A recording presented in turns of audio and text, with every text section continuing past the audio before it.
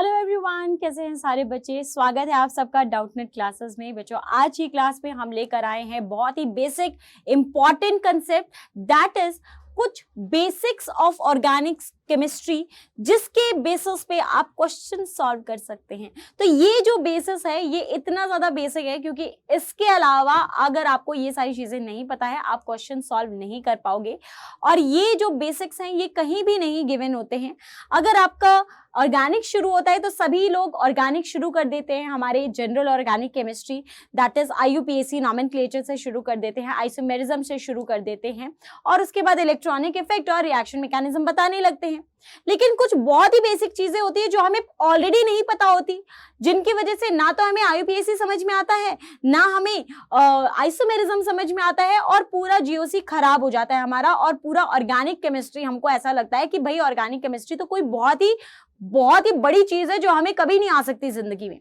तो बेटा, हम ऑर्गेनिक केमिस्ट्री की पढ़ाई की शुरुआत ही गलत तरीके से करते हैं, इस वजह से ऐसा होता है। आज की क्लास में मैं आपको बताने वाली हूं कुछ ऐसे बेसिक कंसेप्ट्स ऑर्गेनिक केमिस्ट्री के जिसको आज जानकर आप 100% में गारंटी दे सकती हूं कि आप ऑर्गेनिक से कभी भी डरोगे नहीं और आप ऑर्गेनिक के क्वेश्चंस और इस तरह के जो क्वेश्चंस आते हैं जिसमें आपको स्टेबिलिटी ऑफ चार्ज बताया रहता है, इलेक्ट्रोनेगेटिविटी बताया रहता है, इन सभी क्वेश्चंस को आप देख के घबराएंगे नहीं और सबसे पहले उन्हीं क्वेश्चंस को अटेंड करेंगे।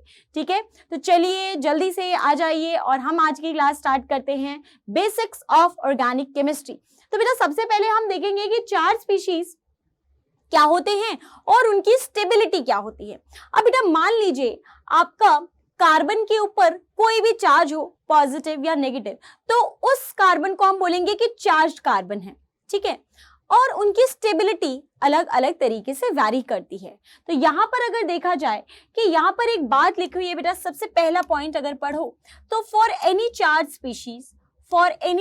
Species we define the term called volume charge density. बेटा, हमेशा आपको चार्ज स्पीशी के लिए एक टर्म डिफाइन करना है, that is volume charge density. And ये वॉल्यूम चार्ज डेंसिटी क्या है बेटा? ये होता है आपका चार्ज, जिस एटम पे आप चार्ज देख रहे हो उसका चार्ज और उस एटम का बेसिकली साइज क्या है।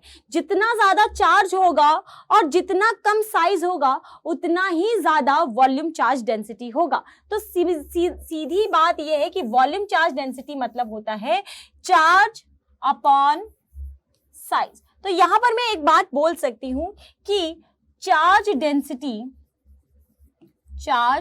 वॉल्यूम चार्ज डेंसिटी जिसको हम VCD बोलेंगे, तो VCD अगर ज्यादा है, इसका सीधा सीधा मतलब क्या है कि जो हमारा एटम है उसके ऊपर चार्ज बहुत ज्यादा है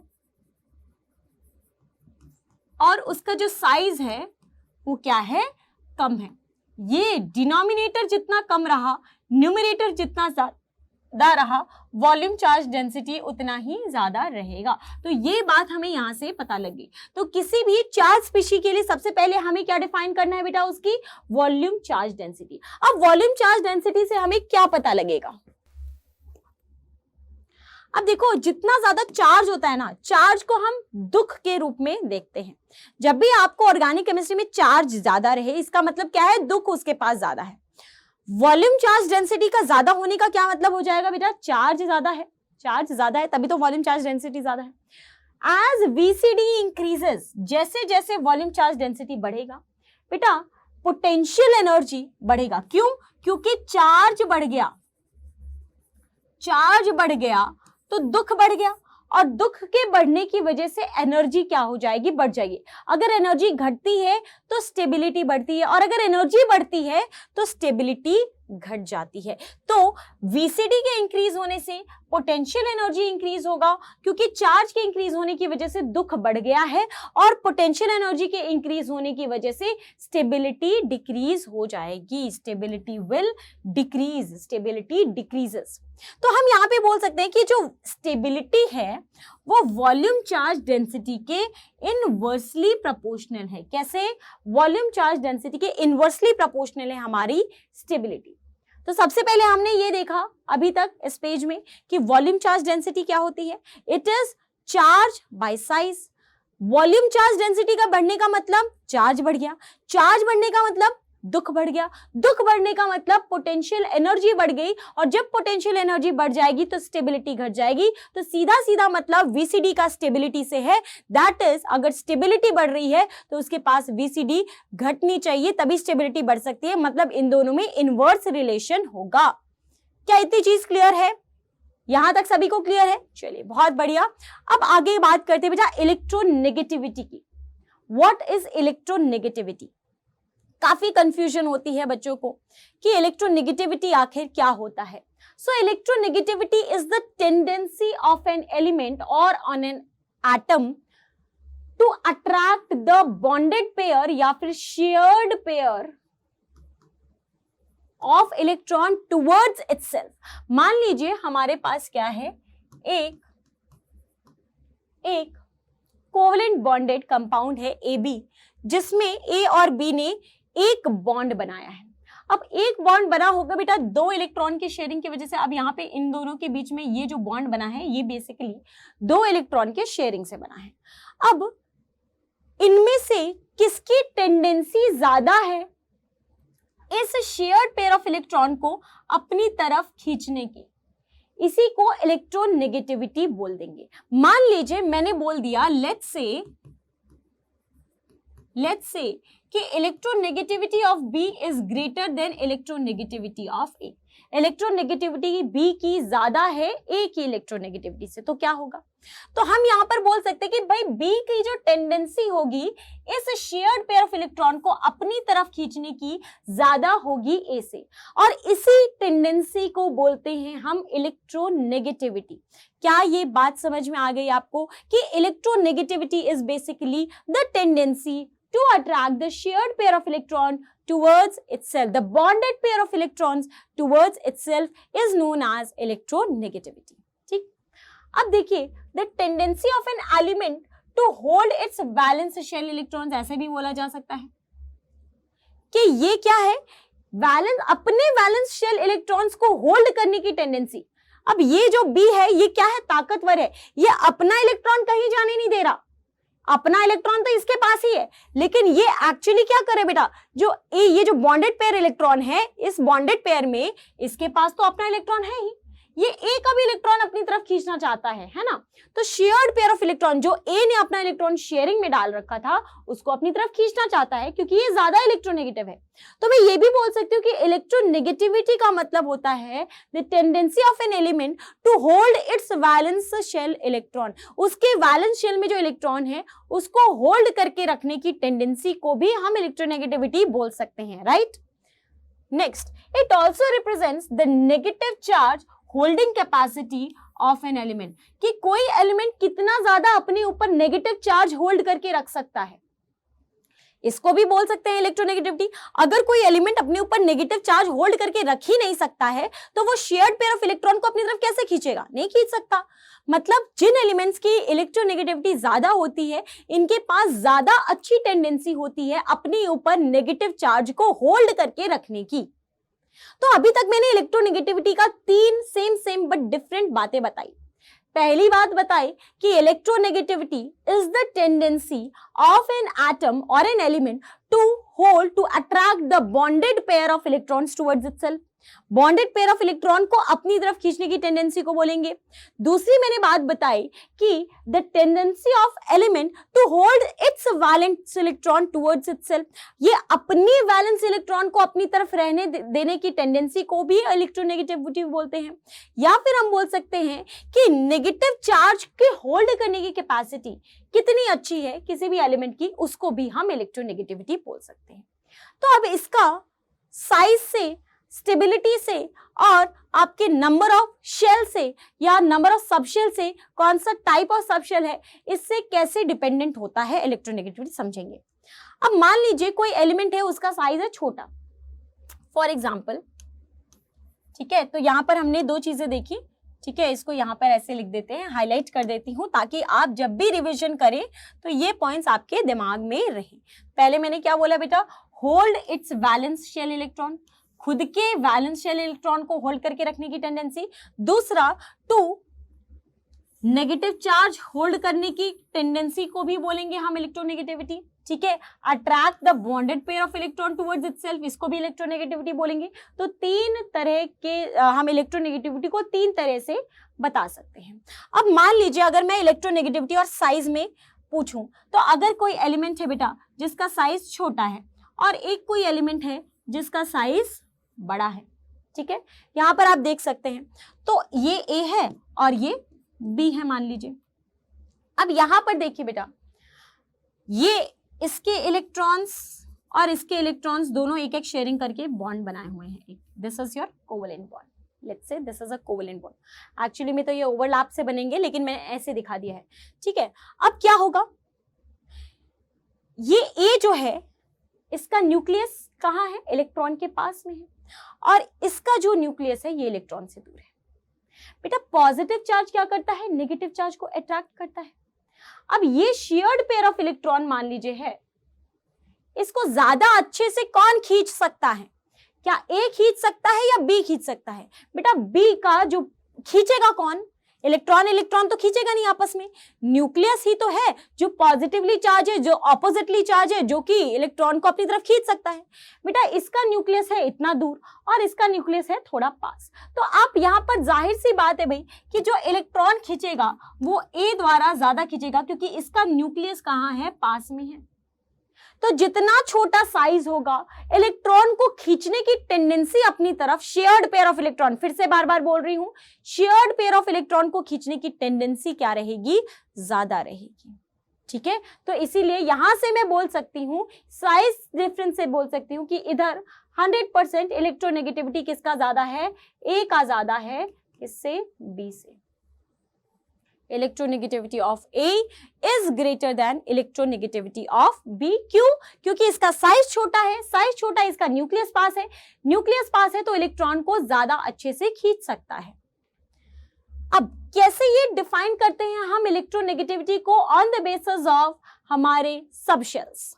सबशेल्स के बेसिस पे कैसे डिफाइन करते हैं, तो देखिए बच्चे, सबशेल्स आपको पता है कि ये होता है हमारा nucleus, this is your nucleus. अब उसके बाद क्या होते हैं बेटा, अलग अलग ऑर्बिट्स होते हैं, this is n equals to 1, this is n equals to 2, this is n equals to 3, this is n equals to 4 and so on, ठीक है, एंड सो ऑन हो सकता है। ये 1 है n इक्वल्स टू, ये n इक्वल्स टू 2 है, ये n इक्वल्स टू 3 है, ये n इक्वल्स टू 4 है, ठीक है जी। अब यहां पर मैं एक बात बताइए मुझे कि n इक्वल्स टू 1 में, ठीक है, n इक्वल्स टू 1 में L क्या होता है, 0। मतलब n इक्वल्स टू 1 में कौन कौन से सबशेल्स होते हैं बेटा, n इक्वल्स टू 1 में L क्या होगा, 0 होगा और सबशेल होगा S। n इक्वल्स टू 2 में L की वैल्यू क्या हो सकती है बेटा, 1 हो सकती है और 0 हो सकती है।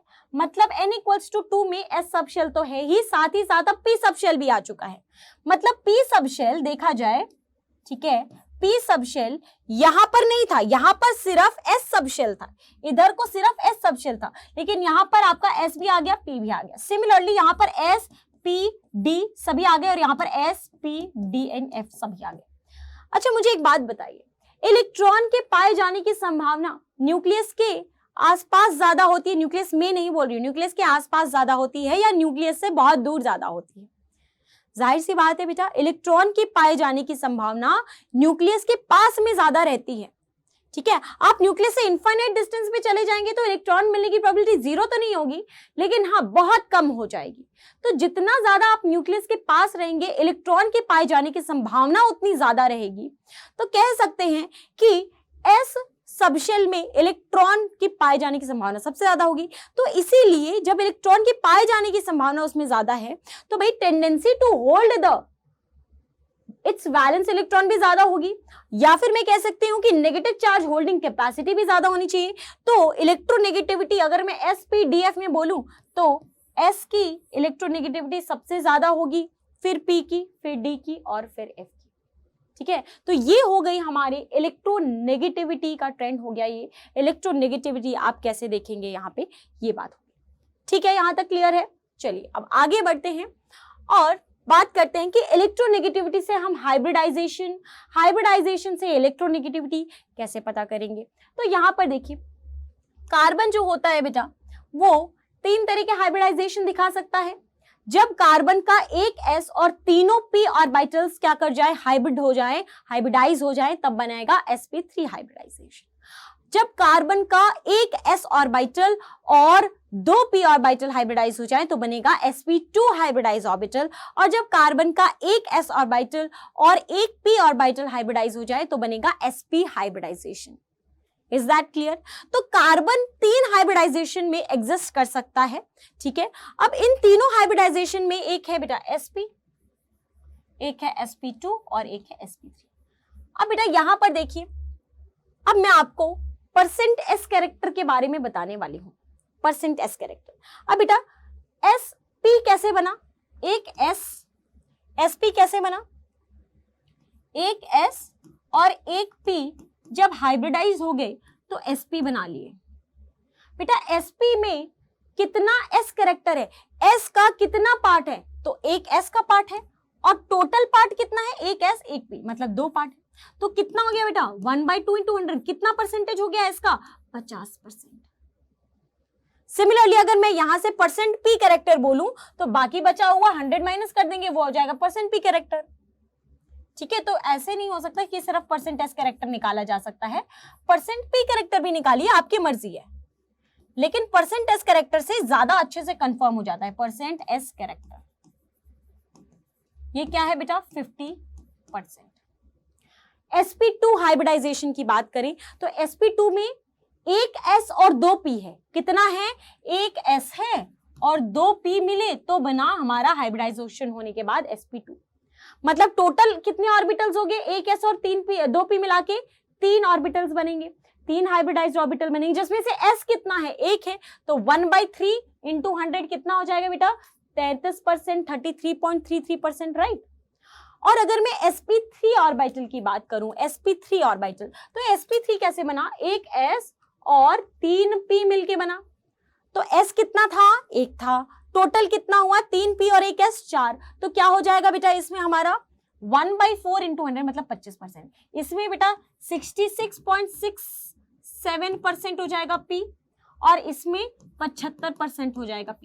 लेकिन p कैरेक्टर से हमें मतलब नहीं है, हमें इलेक्ट्रोनेगेटिविटी तो ऐसे ही पता लगनी है, ठीक है। जितना ज्यादा परसेंट s कैरेक्टर तो जाहिर सी बात है उतना कम परसेंट p कैरेक्टर, और जितना ज्यादा परसेंट s कैरेक्टर न्यूक्लियस के पास होने की संभावना उतनी ज्यादा, और उतना ज्यादा इलेक्ट्रोनेगेटिव इलेक्ट्रॉन की मिलने की संभावना कहां ज्यादा, s में सबसे ज्यादा। जहां पर परसेंट s कैरेक्टर ज्यादा वहां पर इलेक्ट्रोनेगेटिविटी ज्यादा। So electronegativity is directly proportional to percent s character. तो इसीलिए बोला जाता है कि इलेक्ट्रोनेगेटिविटी जो होता है आपका sp कार्बन का वो सबसे ज्यादा होता है एज कंपेयर टू इलेक्ट्रोनेगेटिविटी का sp2 कार्बन का as compare to electronegativity of sp3 carbon का, ठीक है। तो अगर यहां पर देखें तो ये देखो हाइब्रिडाइजेशन कैसे कैलकुलेट करते बेटा, आता है, चलिए नहीं आता है तो समझ लीजिए। ये भी हाइब्रिडाइजेशन को हम कैलकुलेट करते हैं कैसे, total number of sigma bond plus total number of lone pair उस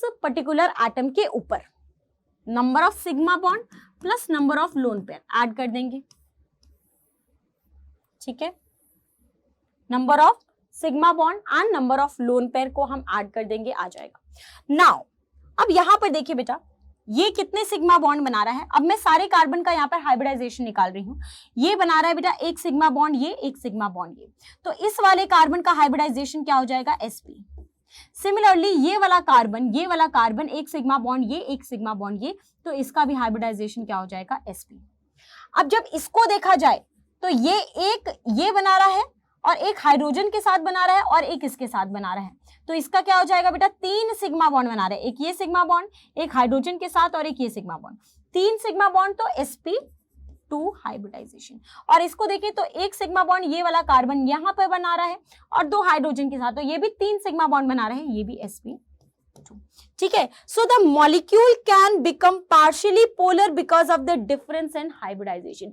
ये मॉलिक्यूल में काफी डिफरेंस दिख रहा है आपको हाइब्रिडाइजेशन का, जिसकी वजह से यहाँ पर मॉलिक्यूल्स के अंदर पोल्स भी जनरेट हो सकते हैं, अपना मॉलिक्यूल जो है वो पोलर भी हो सकता है, ठीक है। It can also generate polarity, ठीक है। तो जैसे कि आपने पोलैरिटी में समझा होगा, ठीक है, केमिकल बॉन्डिंग में, कि पोलैरिटी में सिर्फ इलेक्ट्रोनेगेटिविटी, सिर्फ ज्योमेट्री, सिर्फ लोन पेयर, ये सारी चीजें नहीं इफेक्टेड। तो ये ओवरऑल हमारा सारा चीज मिला के हम देखते हैं, ठीक है, कि क्या होता है उसका पोलर नेचर। ठीक है, तो यहां पर molecule can be polar due to the difference in the hybridization of the atoms. ठीक है, अब यहां पर देखेंगे परसेंटेज कैरेक्टर हाइब्रिडाइजेशन। अब अगर 50% है, हाइब्रिडाइजेशन क्या है, sp, और बॉन्ड एंगल sp का क्या होता है बेटा, लीनियर शेप होता है। तो भाई लीनियर शेप है तो 180 डिग्री ही होगा, इसमें लीनियर शेप है और 180 डिग्री होगा। ठीक है, 33% अगर यहां पर देखा जाए तो 33% अगर परसेंटेज करेक्टर समझ जाना, sp2 हाइब्रिडाइजेशन है, और sp2 मतलब ट्राइगोनल यहाँ पे प्लेनर हो जाएगा, और ट्राइगोनल प्लेनर में क्या होता है, ट्राइगोनल प्लेनर में 120 डिग्री होता है। ठीक है, और अगर बात किया जाए sp3 हाइब्रिडाइजेशन तो इसमें कितना होता है, 25% होता है, sp3 हाइब्रिडाइजेशन होता है, टेट्राहेड्रल स्ट्रक्चर होता है, जिसकी वजह से इनके बीच जो एंगल होगा बेटा वो क्या हो जाएगा, 109 डिग्री 28 मिनट।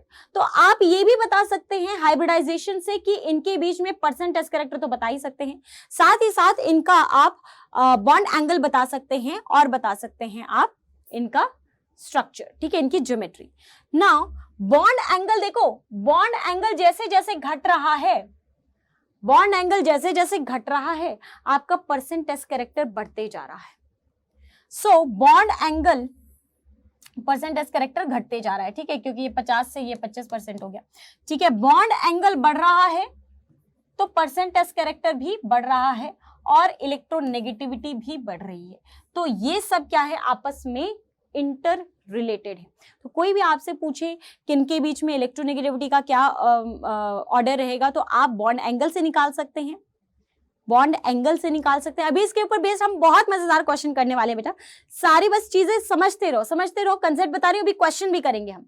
बॉन्ड एंगल से हमें इलेक्ट्रोनेगेटिविटी के बारे में पता लगता है, क्योंकि यहां पर आपने देखा कि जैसे जैसे बॉन्ड एंगल बढ़ रहा है, आपका परसेंटेज कैरेक्टर बढ़ रहा है, और परसेंटेज कैरेक्टर बढ़ने से आपकी इलेक्ट्रोनेगेटिविटी भी बढ़ेगी।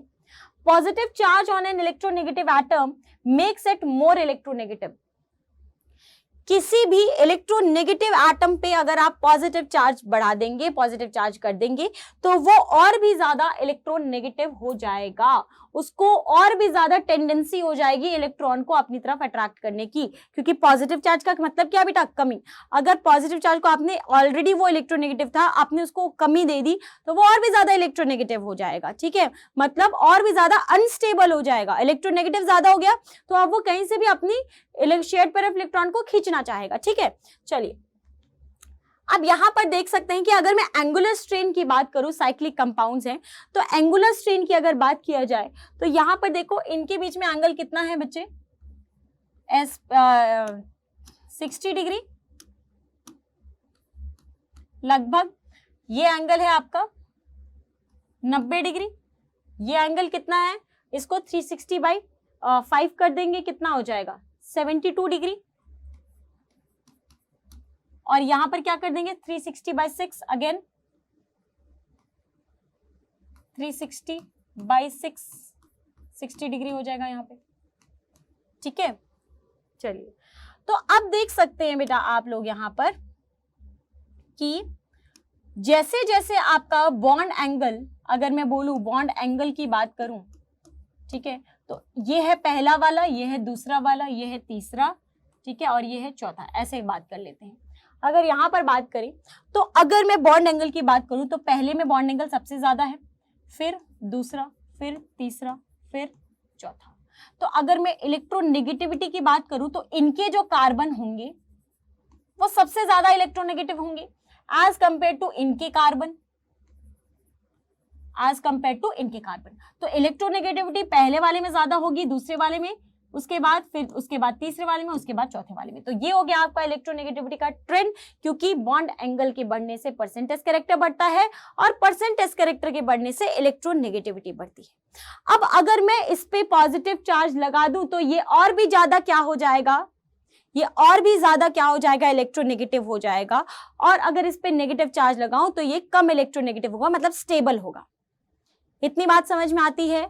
चलिए आगे बढ़ते हैं और बात करते हैं हम इन सभी जितनी भी चीजें मैंने बताई उन सभी में इलेक्ट्रोनेगेटिविटी हो गया हमारा, ठीक है, परसेंटेज करेक्टर हो गया हमारा, एंगुलर स्ट्रेन हो गया, इनसे हम स्टेबिलिटी कैसे जानते हैं? स्टेबिलिटी कैसे जानते हैं? अलोंग द पीरियड में जब हम जाते हैं left to right, so electronegativity dominate करती है ओवर चार्ज डेंसिटी। जब भी आप अलोंग द पीरियड जाएंगे you have to give preference to electronegativity. For example अगर कोई कंपाउंड है जिसमें कार्बन है, नाइट्रोजन है, ऑक्सीजन है, फ्लोरीन है, तो इसमें आप चार्ज डेंसिटी नहीं देखोगे, यहां पर आप सीधे सीधे इलेक्ट्रोनेगेटिविटी देखोगे। Electronegativity will dominate. Next point, negative charge is more stable on more electronegative atom and positive charge is more stable on more electropositive atom। Negative charge बेटा ज्यादा स्टेबल रहेगा ज्यादा इलेक्ट्रोनेगेटिव एटम पे। क्यों? क्योंकि अगर वो इलेक्ट्रॉन चाहिए, उसको शेयर्ड पेयर ऑफ इलेक्ट्रॉन चाहिए और आपने नेगेटिव चार्ज लगा दिया। नेगेटिव चार्ज होता क्या है? बेसिकली इलेक्ट्रॉन ही तो होता है। आपने उसी को शेयर्ड पेयर ऑफ इलेक्ट्रॉन ना देके आपने इलेक्ट्रॉन को नेगेटिव चार्ज के रूप में दे दिया। भाई कुछ भी मिल गया ना, चाहे रो रहा है बच्चा, अगर वो चॉकलेट के लिए रो रहा है, आपने उसको टॉफी भी दे दिया तो वो थोड़ा तो खुश होगा ही, ठीक है। तो आपने उसको चॉकलेट तो नहीं दे पाए लेकिन टॉफी दे दी तो वो स्टेबल हो जाएगा। तो negative charge is more stable on more electronegative atom. Similarly positive charge is more stable on less electronegative atom along the period. Positive charge can become more stable on more electronegative element when its octet is complete। बेटा positive charge more electronegative पे तभी stable हो सकता है जब उसका octet complete रहेगा। For example यहाँ पर देखिए, इसमें 1 2 3 4 5 6, अभी ऑक्टेट कंप्लीट नहीं है, दिस इज नॉट स्टेबल, ठीक है। लेकिन यहाँ पर इसका 1 2 3 4 5 6, ठीक है, यहाँ पर देखो 1 2 3 4 5 6 7 8, इसका ऑक्टेट कंप्लीट है। यहाँ पर देखिए 1 2 3 4 5 6 7 8, इसका ऑक्टेट कंप्लीट है और इसके ऊपर पॉजिटिव चार्ज है। अभी ये स्टेबल है, लेकिन अगर यहाँ पर पॉजिटिव चार्ज होता तो ये स्टेबल नहीं होता, ठीक है। तो it can become stable when it is present on the atom on whose octet is complete, ठीक है। जब डाउन द ग्रुप आएंगे तो बेटा volume charge density will dominate over the electronegativity. Down the group आ रहे हैं तो इलेक्ट्रोनेगेटिविटी डोमिनेट नहीं करेगा, वॉल्यूम चार्ज डेंसिटी डोमिनेट करेगा। एंड वीसीडी क्या होता है बेटा? वीसीडी इज बेसिकली आपका चार्ज बाय साइज। अब बेटा चार्ज से तो कैसे ही बता सकते हैं यहाँ पे, क्योंकि चार्ज तो सब पे बराबर है, इस पे भी -1, इस पे भी -1, इस पे भी -1, इस पे भी -1। तो अब कैसे दिखाएंगे इस पे? हम चार्ज से तो दिखा नहीं सकते, अब हमें दिखाना पड़ेगा इसके साइज से। तो बेटा साइज जितना ज्यादा होगा वीसीडी उतना कम होगा, और वीसीडी और स्टेबिलिटी में आप लोग को पता है कि इनवर्स रिलेशन होता है। वॉल्यूम चार्ज डेंसिटी दुख जितना ज्यादा स्टेबिलिटी उतनी कम रहेगी। तो यहां पर अगर मैं साइज की बात करूं तो साइज तो में ये ज्यादा है, तो वॉल्यूम चार्ज डेंसिटी से हमारा जो आंसर आ जाएगा वो ये आ जाएगा। अगेन यहां पर अगर मैं बात करूं तो चार्ज सब में सेम है, और यहां पर भी स्टेबिलिटी की अगर बात करेंगे तो स्टेबिलिटी किससे हो जाएगा? आप साइज से होगा। साइज जिसका ज्यादा उसका वीसीडी कम, और वीसीडी कम तो स्टेबिलिटी ज्यादा। Now let us practice some questions. Now let us practice some questions यहां पर, और यहां पर आप देख सकते हैं कि arrange the following in stability order. यहां पर आपको स्टेबिलिटी के ऑर्डर में इनको अरेंज करना है। तो स्टेबिलिटी के ऑर्डर में अरेंज करेंगे। देखिए अभी आप अलोंग द पीरियड जा रहे हैं, अलोंग द पीरियड जा रहे हैं, अलोंग द पीरियड जा रहे हैं, और यहां पर भी अलोंग द पीरियड जा रहे हैं। तो जब भी आप अलोंग द पीरियड जाएंगे तो भाई डोमिनेट कौन करेगा? इलेक्ट्रोनेगेटिविटी डोमिनेट करेगा। क्यों? क्योंकि सभी केसेस में यहां पर आप जा रहे हैं along the period, along the period जा रहे हैं। अलोंग द पीरियड जाएंगे तो आपका क्या डोमिनेट करेगा? इलेक्ट्रोनेगेटिविटी। और लेकिन यहां पर पॉजिटिव चार्ज है बेटा, तो जिसके पास जितना पॉजिटिव चार्ज उसकी स्टेबिलिटी क्या हो जाएगी? लेस इलेक्ट्रोनेगेटिव एटम पे ज्यादा हो जाएगी। लेस इलेक्ट्रोनेगेटिव ये है, तो ये हो जाएगी आपकी स्टेबिलिटी ऑर्डर। यहां पर भी नेगेटिव चार्ज है, तो negative charge more stable on more electronegative, तो ये स्टेबिलिटी ऑर्डर हो जाएगा। Positive charge more stable less electronegative atom पे, and negative charge more stable on more electronegative atom पे। ठीक है, तो यहां पर ये ऑर्डर हो जाएगा। SHNCl में बेटा क्लोरीन की इलेक्ट्रोनेगेटिविटी ज्यादा होती है और नेगेटिव चार्ज है यहीं पे ज्यादा stable. OH, SH, SEH and TEH, यहां पर अगर आप देखें तो ये डाउन द ग्रुप आ रहे हैं, हम we are coming down the group. और जब डाउन द ग्रुप की बात होगी बच्चे, तो डाउन द ग्रुप में कौन डोमिनेट करेगा? डाउन द ग्रुप में हमेशा कौन डोमिनेट करेगा? VCD। VCD में आपको चार्ज तो सब में बराबर है, आपको साइज देखना पड़ेगा, साइज ऊपर से नीचे आ रहे बढ़ रहा है, VCD घटेगा, स्टेबिलिटी बढ़ेगा। ठीक है, next, arrange the following in their stability order. यहां पर भी क्या है बेटा, ऊपर से नीचे आ रहे हैं, ऊपर से नीचे आ रहे हैं, किसको देखेंगे यहां पर? What will dominate? VCD will dominate down the group, down the group. ठीक है, तो यहां पर देखा जाए तो NH2, PH2, ASH2 and SbH2, size किसका सबसे ज्यादा? चार्ज तो सब में सेम है, साइज सबसे ज्यादा इसका, जितना बड़ा साइज VCD उतना कम, VCD जितना कम स्टेबिलिटी उतनी ज्यादा। OH, OR एंड SH में यहां पर देखा जाए तो डाउन द ग्रुप आ रहे हैं, ज्यादा स्टेबल ये होगा।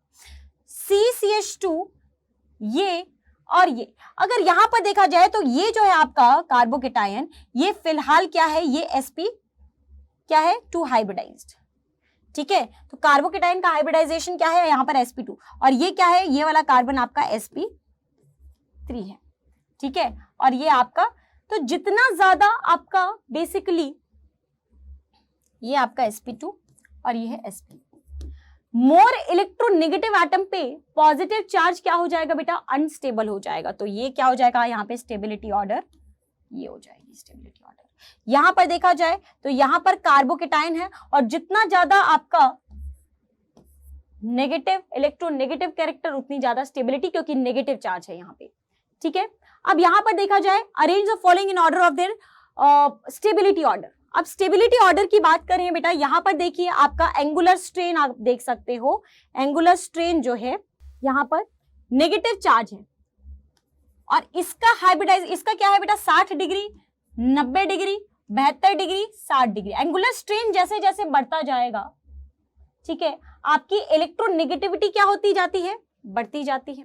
ठीक है, तो एंगुलर स्ट्रेन बढ़ता गया, आपका इलेक्ट्रोनेगेटिविटी यहां पर देख रहे हो, तो यहां पर जो नेगेटिव चार्ज है वो ज्यादा स्टेबल कहां हो जाएगा? इधर हो जाएगा, और यहां पर ज्यादा स्टेबल किधर हो जाएगा? इधर हो जाएगा, ऑपोजिट हो जाएगा। ठीक है, अब OH, SH, PH2, NH2, F और Cl, यहां पर अब आप देखेंगे तो यहां पर आपके दोनों चीजें आ रही हैं। यहां पर देखा जाए, ठीक है, तो इसको क्या मान लीजिए? OH, ठीक है, इसको अलग मान लीजिए, इन दोनों को अलग मान लीजिए। इन दोनों में कौन ज्यादा? इन दोनों में कौन ज्यादा? और इन दोनों में कौन ज्यादा? डाउन द ग्रुप आ रहे हैं भाई, ज्यादा क्या हो जाएगा? ये इन दोनों में ये, और इन दोनों में अगेन ये। यहां पर देखा जाए, ठीक है, तो ये क्या है आपका?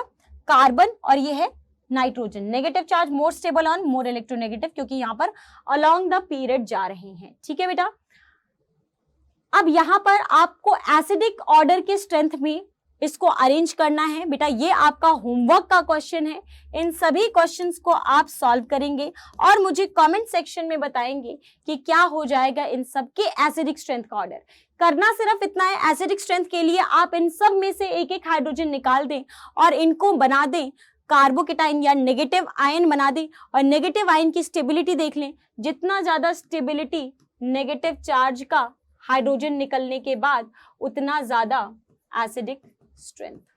ठीक है, सिर्फ ये कॉन्सेप्ट लगाना है आपको, और इसी कॉन्सेप्ट को मद्देनजर रखते हुए आप ये क्वेश्चन सॉल्व कीजिए और मुझे बताइए कि क्या हो जाएगा इसमें आपका सही आंसर। कमेंट सेक्शन में जरूर बताइएगा इसका आंसर। ठीक है बेटा, आई होप ये सेशन आप लोगों को बेनिफिशियल लगा होगा। ऐसे ही छोटे छोटे सेशंस के साथ मिलते रहेंगे, तब तक के लिए अपना ख्याल रखिए। Okay, thank you so much, goodbye and take care.